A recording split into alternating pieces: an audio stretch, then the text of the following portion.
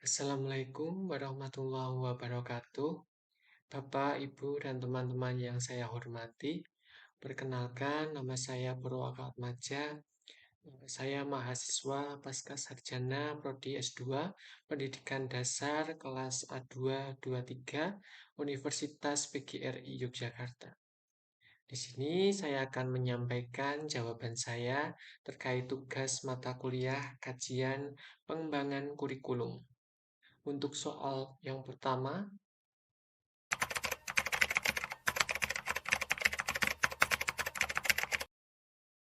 yang pertama akan kita bahas yaitu mengenai karakteristik dari kurikulum merdeka di sekolah dasar.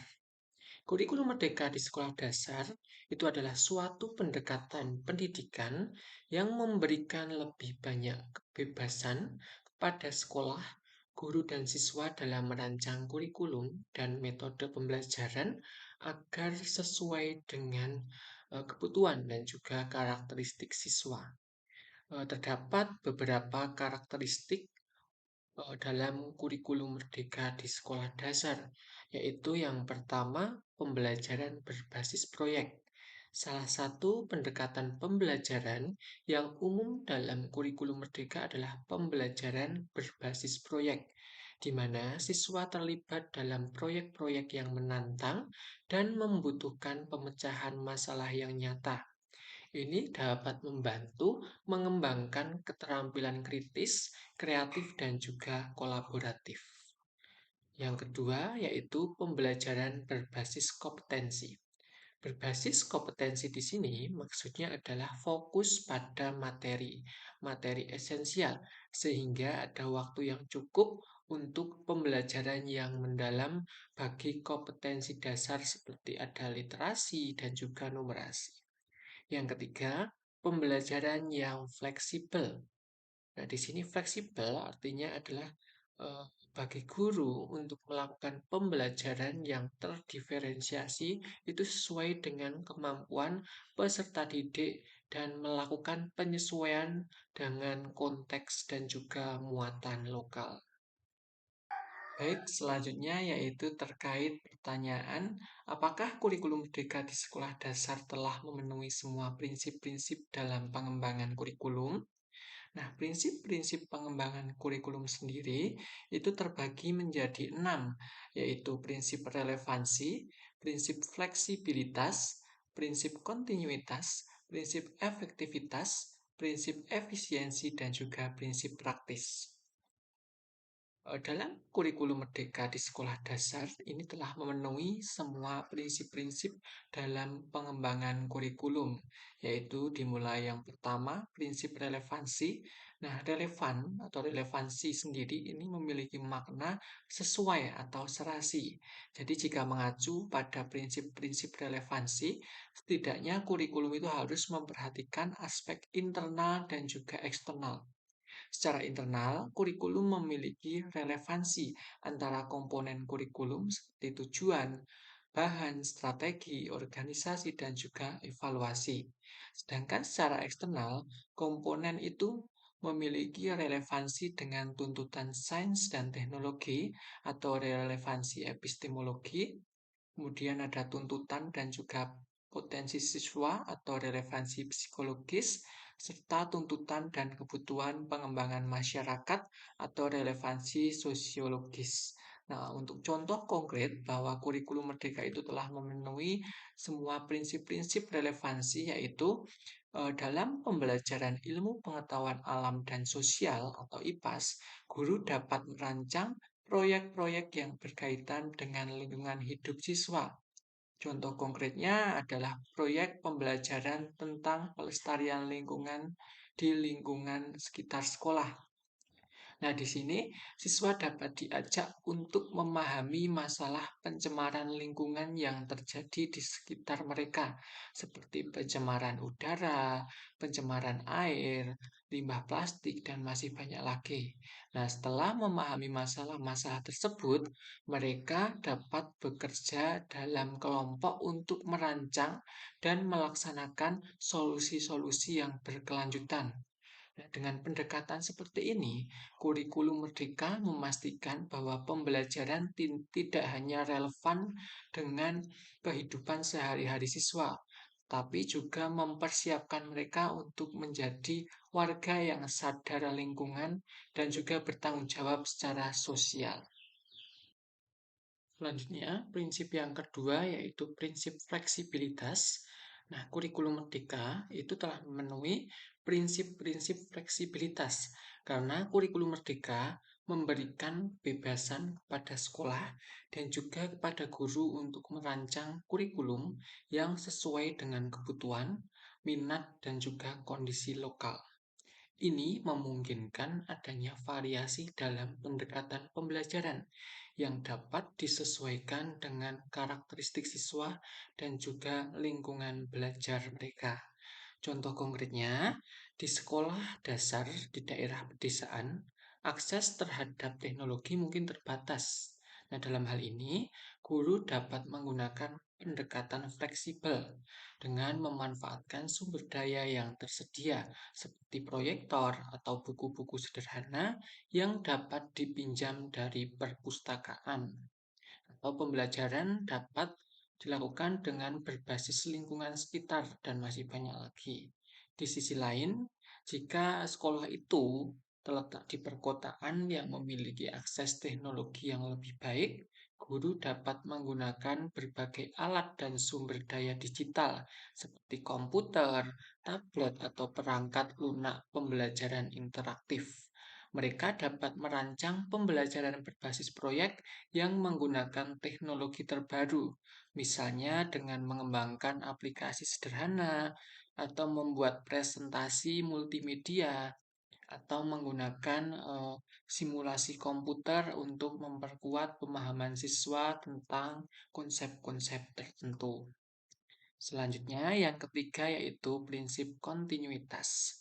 Kontinuitas artinya adanya kesinambungan dalam kurikulum, baik secara vertikal maupun secara horizontal. Pengalaman belajar yang disediakan kurikulum harus memperhatikan kesinambungan, baik yang di dalam tingkat kelas, antar jenjang pendidikan, dan juga jenis pekerjaan. Jadi di sini makna kontinuitas adalah berhubungan, yaitu adanya nilai keterkaitan antara kurikulum dari berbagai tingkat pendidikan, sehingga tidak terjadi pengulangan atau disharmonisasi bahan pelajaran yang berakibat jenuh atau membosankan, baik yang mengajar, yaitu guru, ataupun yang belajar, yaitu peserta didik. Salah satu contoh konkret bahwa kurikulum merdeka itu telah memenuhi prinsip kontinuitas adalah dengan menyelaraskan kurikulum dari tingkat pendidikan satu ke tingkat berikutnya secara koheren dan juga terencana. Hal ini dapat dilihat dalam pengembangan kurikulum yang memperhatikan perkembangan kompetensi dan juga pengetahuan siswa dari tahap awal hingga tahap berikutnya.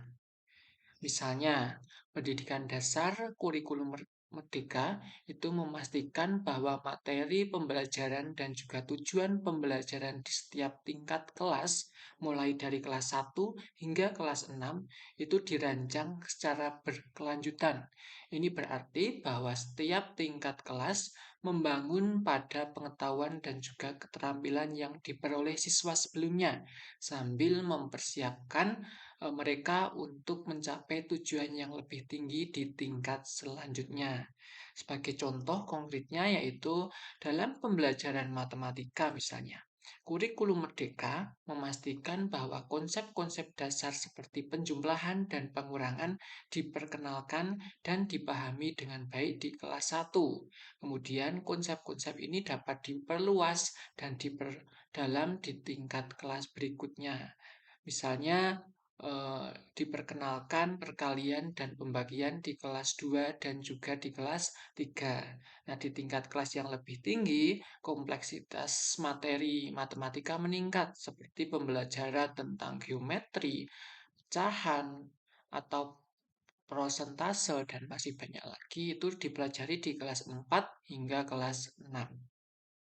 Salah satu contoh konkret bahwa kurikulum Merdeka itu telah memenuhi prinsip kontinuitas adalah dengan menyelaraskan kurikulum dari tingkat pendidikan satu ke tingkat berikutnya secara koheren dan juga terencana. Hal ini dapat dilihat dalam pengembangan kurikulum yang memperhatikan perkembangan kompetensi dan juga pengetahuan siswa dari tahap awal hingga tahap berikutnya. Misalnya, pendidikan dasar kurikulum Merdeka itu memastikan bahwa materi pembelajaran dan juga tujuan pembelajaran di setiap tingkat kelas, mulai dari kelas 1 hingga kelas 6, itu dirancang secara berkelanjutan. Ini berarti bahwa setiap tingkat kelas membangun pada pengetahuan dan juga keterampilan yang diperoleh siswa sebelumnya, sambil mempersiapkan mereka untuk mencapai tujuan yang lebih tinggi di tingkat selanjutnya. Sebagai contoh konkretnya yaitu dalam pembelajaran matematika misalnya. Kurikulum Merdeka memastikan bahwa konsep-konsep dasar seperti penjumlahan dan pengurangan diperkenalkan dan dipahami dengan baik di kelas 1. Kemudian konsep-konsep ini dapat diperluas dan diperdalam di tingkat kelas berikutnya.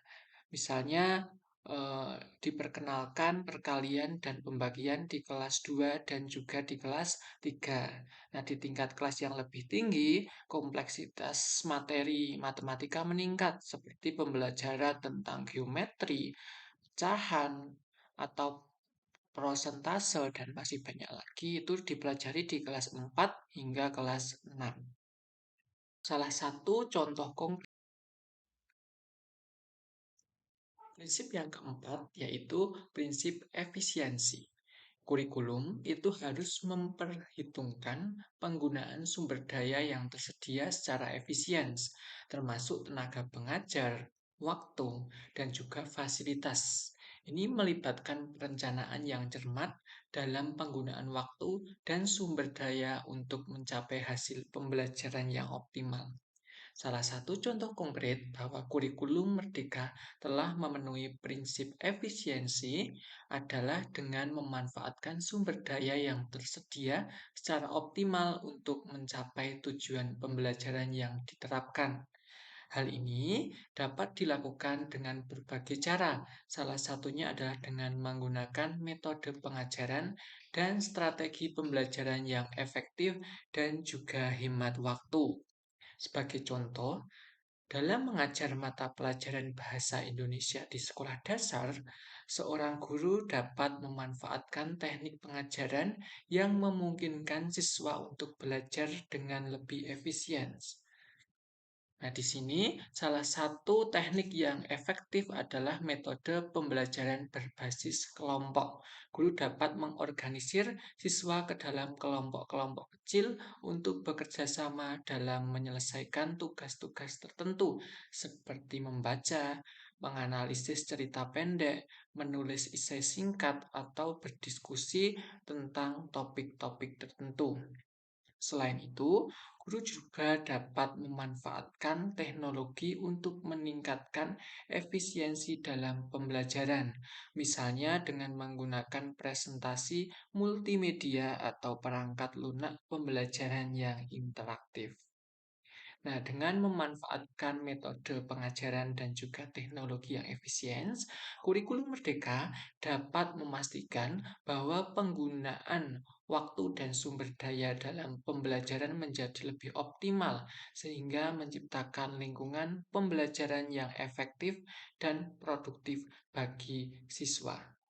Selanjutnya, prinsip yang kelima adalah prinsip efektivitas.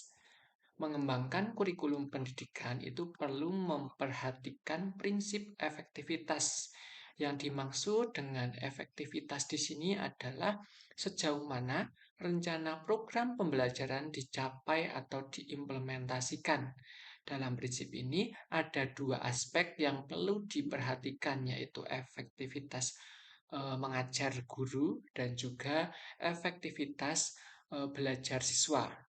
Kurikulum Merdeka menciptakan pengalaman pembelajaran yang efektif dengan menggunakan metode pengajaran dan juga strategi pembelajaran yang terbukti dalam meningkatkan pemahaman dan juga pencapaian siswa. Ini mencakup penggunaan pendekatan pembelajaran aktif, kemudian pemanfaatan teknologi dalam pembelajaran, dan juga penilaian yang relevan untuk mengukur pencapaian siswa sesuai dengan tujuan pembelajaran yang ditetapkan. Salah satu contoh konkret bahwa kurikulum Merdeka itu telah memenuhi prinsip-prinsip efektivitas adalah dengan menciptakan pengalaman pembelajaran yang memungkinkan siswa mencapai tujuan pembelajaran secara efektif. Salah satu cara untuk mencapai hal ini adalah dengan menggunakan metode pengajaran dan strategi pembelajaran yang terbukti efektif dalam meningkatkan pemahaman dan pencapaian siswa. Misalnya, dalam mata pelajaran IPAS, guru dapat menggunakan pendekatan pembelajaran berbasis eksperimen. Dalam pembelajaran misalnya tentang sifat-sifat magnet. Nah, guru dapat mengorganisir dengan eksperimen di mana siswa diberi kesempatan untuk mengamati dan juga memahami konsep-konsep tersebut secara langsung. Mereka dapat melakukan berbagai percobaan seperti menguji daya tarik dan juga tolak magnet, mempelajari pola medan magnet, atau menjelajah bagaimana magnet dapat digunakan dalam kehidupan sehari-hari. Nah, dengan metode ini, siswa tidak hanya belajar konsep-konsep teoritis tentang magnetisme, tapi mereka juga memiliki kesempatan untuk mengalami sendiri prinsip-prinsip ilmiah yang mendasari fenomena tersebut. Hal ini tidak hanya meningkatkan pemahaman siswa, tapi juga memperkuat keterampilan observasi, penalaran, dan juga pemecahan masalah mereka. Prinsip yang keenam yaitu prinsip praktis. Kurikulum itu harus dirancang dengan mempertimbangkan keterlaksanaannya di lapangan, termasuk ketersediaan sumber daya, kemampuan guru, dan juga kondisi fisik sekolah. Pada kurikulum Merdeka sendiri sudah menyediakan pedoman dan materi pembelajaran yang praktis dan mudah dimengerti oleh guru untuk merancang dan melaksanakan pembelajaran sehari-hari. Dengan menyediakan dukungan dan juga pelatihan kepada guru, kurikulum Merdeka memastikan bahwa kurikulum tersebut dapat diterapkan dengan baik di lapangan tanpa mengalami kendala yang berarti, sehingga menciptakan lingkungan pembelajaran yang praktis dan juga efektif bagi guru dan juga siswa. Salah satu contoh konkret bagi kurikulum Merdeka bahwa kurikulum Merdeka itu telah memenuhi prinsip-prinsip praktis adalah dengan menyediakan pedoman dan materi pembelajaran yang dapat dengan mudah dipahami dan diimplementasikan oleh guru di lapangan. Sebagai contoh, dalam mengajar mata pelajaran bahasa Inggris di sekolah dasar, kurikulum Merdeka dapat menyediakan pedoman yang praktis dan mudah dimengerti bagi guru untuk merancang aktivitas pembelajaran yang menarik dan juga relevan. Pedoman tersebut dapat mencapai berbagai strategi pembelajaran dan juga pengajaran, contoh kegiatan kelas, dan sumber daya tambahan yang dapat digunakan oleh guru dalam merancang dan melaksanakan pembelajaran.